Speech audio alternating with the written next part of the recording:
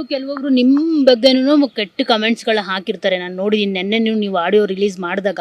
So ಅದರಲ್ಲಿ ನಿಮ್ಮ ಬಗ್ಗೆನೂ ಕೆಟ್ಟ ಕಮೆಂಟ್ಸ್ಗಳಿತ್ತು. ಅಂದರೆ ನೀನು ಚೆನ್ನಾಗಿದ್ದಾಗ ಇದ್ಬಿಟ್ಟು ಈಗ ಬಂದ್ಬಿಟ್ಟು ನನಗೆ ಈ ಥರ ಆಗಿದೆ ಅಂತ ನೀನು ಅನ್ಯಾಯ ಹೇಳ್ಕೊಂಡ್ರೆ ಯಾರು ತಾನೇ ಮುಂದೆ ಬರ್ತಾರೆ, ಈ ಥರ ಎಲ್ಲ ಅವನನ್ನ ನೀನು ಬ್ಯಾಡಾಗಿ ಪ್ರೋಟ್ರೆ ಮಾಡ್ತಿದ್ಯಾ ಸೋಷಿಯಲ್ ಮೀಡಿಯಾಗಳಲ್ಲಿ, ಮತ್ತು ಅದು ಕೇಸ್ ಹಾಕ್ಬಿಟ್ಟು ಅಂತ ಎಲ್ಲ ನಿಮ್ಮ ವಿರುದ್ಧವಾಗೂ ಕೆಲವರು ಮಾತಾಡಿದ್ದಾರೆ. ಸೊ ಅವರಿಗೆಲ್ಲ ಏನು ಹೇಳೋದಕ್ಕೆ ಇಷ್ಟಪಡ್ತೀರಾ ಮೇಡಮ್? ಅಂದರೆ ಇಷ್ಟು ಲೇಟಾಗಿ ತಡವಾಗಿ, ಅಂದರೆ ಒಂದು ಸರಿ ಮಾಡ್ಬೋದು, 2 ಸರಿ ಮಾಡ್ಬೋದು. ಸೊ ಪದೇ ಪದೇ ಯಾರು ಮಾಡೋದಕ್ಕಾಗೋದಿಲ್ಲ, ಯಾಕಂದರೆ ನಿಮ್ಮ ಅಕ್ಕಪಕ್ಕದ ಮನೆಯವರು ಇರ್ತಾರೆ, ಎಲ್ಲರೂ ಇರ್ತಾರೆ. ಸೊ ನೀವು ಅದನ್ನ ಖಂಡಿಸ್ಬೋದಾಗಿತ್ತು, ಇಲ್ಲಿದ್ರೆ ಏನಾದರೂ ಕಿರಿಚ್ಕೊಳ್ಳೋದು ಏನಾದರೂ ಮಾಡ್ಬೋದಾಗಿತ್ತು. ಹೆಂಗ್ ಸಾಧ್ಯ ಇದೆಲ್ಲ?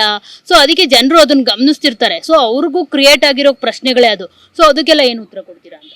ಮೇಡಮ್, ಇವಾಗ ನಾನು ಒಬ್ಳು ನಾರ್ಮಲ್ ಪರ್ಸನ್ ಆಗಿ ನನಗೆ ಈ ತರ ಒಂದೊಳ್ಳೆ ಒಪಿನಿಯನ್ ಇಟ್ಕೊಂಡವ್ರ ಮೇಲೆ ಸಡನ್ ಆಗಿ ಈ ತರ ಆರೋಪಗಳು ಬಂದಾಗ ಶಾಕ್ ಆಗಿ ನಾನು ಈ ತರ ಪ್ರಶ್ನೆ ಮಾಡೋದು ಸಹಜ. ಸೊ ಗೊತ್ತಿಲ್ಲದೆ ಇದ್ದವರು ಆತರ ಕಮೆಂಟ್ ಹಾಕೋದ್ರಲ್ಲಿ, ಆತರ ಮಾತಾಡೋದ್ರಲ್ಲಿ ತಪ್ಪೇನೂ ಇಲ್ಲ. ಆದ್ರೆ ಎಲ್ಲಾ ಗೊತ್ತಿದ್ದು ಕೂಡ ಬಂದು ತಡೆಗೋಡೆ ಆಗಿ ನಿಂತ್ಕೋತಾರಲ್ಲ, ಅವ್ರಗಳಿಗೆ ದೇವ್ರು ನನಗೆ ಏನ್ ಪರಿಸ್ಥಿತಿ ಬಂದಿದ್ಯೋ ಅದೇ ಪರಿಸ್ಥಿತಿ ಬರ್ಲಿ ಅಂತ ದೇವ್ರ ಹತ್ರ ಕೇಳ್ಕೊತೀನಿ ನಾನು. ಮತ್ತೆ ಇನ್ನ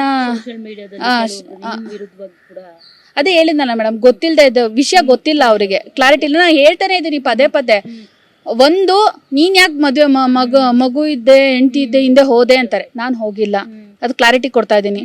ಮೊದಲನೇ ಸಲ ಅವ್ನು ಮಾಡಿದ್ದು, ಅದಾದ್ಮೇಲೆ ಅದನ್ನ ಮುಚ್ಚಾಕಕ್ಕೆ ತಾಳಿ ಕಟ್ಟಿ ಅದೇನ್ ಮಾಟ ಮಂತ್ರ ಅದೆಲ್ಲ ನಮ್ದೇ ಇದ್ದವ್ರಿಗೆ ಅದು ಬೇಡ, ಸೈಡ್ಗೆ ಎತ್ತಿಟ್ಬಿಡೋಣ. ಅದನ್ನ ಬಿಟ್ಟು ಇನ್ನ ಕೆಲವೊಂದನ್ನ ನಾನು ಹೇಳ್ಕೊಳಕ್ ಆಗಲ್ಲ. ಅದನ್ನ ನಾನು ನ್ಯಾಯಾಲಯದ ಮುಂದೆ ನಾನು ಹೇಳ್ಕೊಂಡಿದ್ದೀನಿ. ಅದನ್ನೆಲ್ಲ ಹೇಳ್ಕೊಂಡಾಗ ನಿಜವಾಗ್ಲೂ ಅವ್ರಿಗೆ ಗೊತ್ತಾಗುತ್ತೆ. ಬಟ್ ಅಂತದನ್ನೆಲ್ಲ ಮಾಡಿ ನನ್ನನ್ನ ಮತ್ತೆ ಇನ್ನೊಂದು ಬೆದರಿಕೆ ಹಾಕಿ ನನಗೆ ವಿಷಯಗಳನ್ನ ಹೇಳ್ಕೊಂಡು, ಏನು ಗೊತ್ತಾ ಮೇಡಮ್, ಕಂಪ್ಲೇಂಟ್ ಅನ್ನೋದು ಅವತ್ತಾದ್ರೂ ನಾನು ಕೊಡ್ತಿದ್ದೆ, ನನಗೆ ಮೋಸ ಆಗಿದೆ ಅಂತ. ಈಗ್ಲಾದ್ರೂ ಕೊಡ್ತಿದ್ದೆ. ಇವ್ನು ಯಾವಾಗ ಫುಲ್ ಫೇಕ್ ನನ್ನ ಜೊತೆ ಮೋಸ ಮಾಡಿದ್ದಾನೆ ಅಂತ ಗೊತ್ತಾಯ್ತು,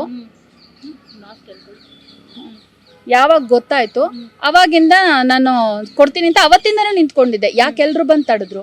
ಅವಾಗಿನ್ನ ಸಿನಿಮಾ ಡೇಟ್ ಫಿಕ್ಸ್ ಆಗಿರ್ಲಿಲ್ವಲ್ಲ. ಸರಿ ಆಯ್ತು, ನೀವು ಎಲ್ಲ ಸಿನಿಮಾ ಟೀಮ್ದವ್ರಿಗೂ ನಾನೇನಂತ ಅಂದ್ರೆ, ಈ ತರ ಅನ್ಯಾಯ ಆಗಿದೆ, ಹೇಳ್ಕೊಂಡಿದ್ದೀನಿ, ಅಳ್ತಿದ್ದೀನಿ, ಎಲ್ಲ ಗೊತ್ತಿದ್ದು ಕೂಡ ಅವನ ಪರವಾಗಿ ಏನ್ ಬೇಕೋ ಅದನ್ನ ನೀವು ಮಾಡಿಸ್ಕೊಂಡು ಕಳಿಸ್ಬಿಟ್ರಿ ನನ್ನನ್ನ.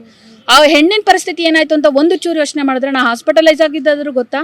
ಅಂದ್ರೆ ನಿಮ್ಗೆ ಅವತ್ತೇನ್ ಬೇಕಾಗಿತ್ತು ಅದನ್ನ ಮಾತ್ರ ನೀವು ನೋಡಿದ್ರಿ. ಹೆಣ್ಣಿನ ಬಗ್ಗೆ ಕನುಕರ ಇಟ್ಕೊಂಡು ಹಂಗೆ ಅಂತೆಲ್ಲ ಹೇಳಿದ್ರಲ್ಲ. ಸಿನಿಮಾ ಹೊರತುಪಡಿಸಿ ನೀವು ಹೆಣ್ಣಿನ ಬಗ್ಗೆ ಏನ್ ಯೋಚನೆ ಮಾಡಿದ್ರಿ? ಅವಳ ಪರಿಸ್ಥಿತಿ ಏನಂತ ಗೊತ್ತಾ? ಅವ್ನು ಏನ್ ಹೇಳ್ತಾನೆ ಅದನ್ನೆಲ್ಲ ನೀವು ನಂಬ್ಕೊಂಡ್ರಿ. ಅದು ಸರಿನಾ ಇಲ್ವಾ ಅಂತ ನನ್ನ ಹತ್ರ ಕೇಳಿದ್ರ? ನೀವು ಕೇಳಿಲ್ಲ. ಯಾಕೆ? ಅವನೇನ್ ಹೇಳದ್ನ ಅದನ್ನೇ ಯಾಕೆ ನಂಬುದ್ರಿ ನೀವು? ಅಷ್ಟೇ ಮೇಡಮ್ ನನ್ನ ಪ್ರಶ್ನೆ.